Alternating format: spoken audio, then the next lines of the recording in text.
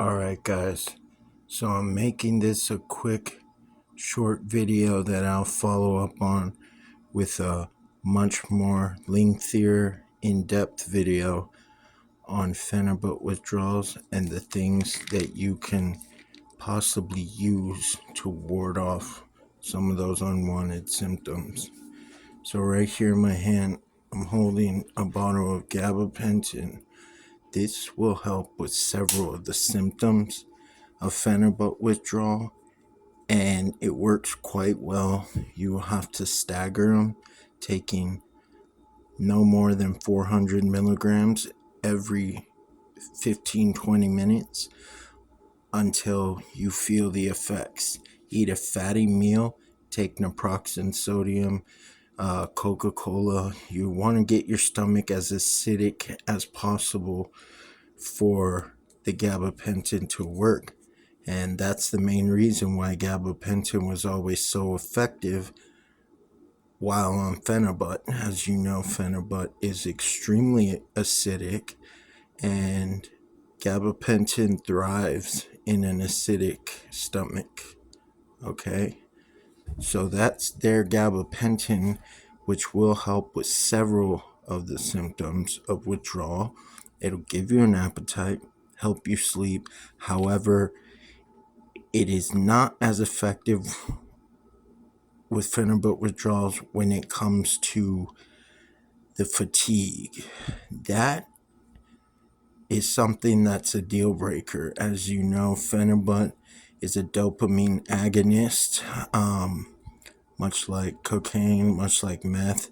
Although I'm not comparing phenibut to cocaine or meth, I mean it in the sense that it's dopaminergic. It increases dopamine.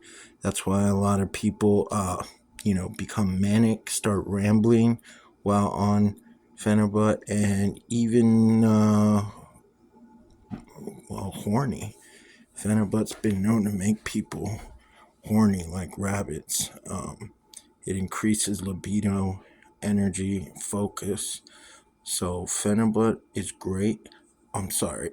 Gabapentin is great for phenibut withdrawals. Pretty much wards off a lot of the unwanted withdrawals aside from fatigue.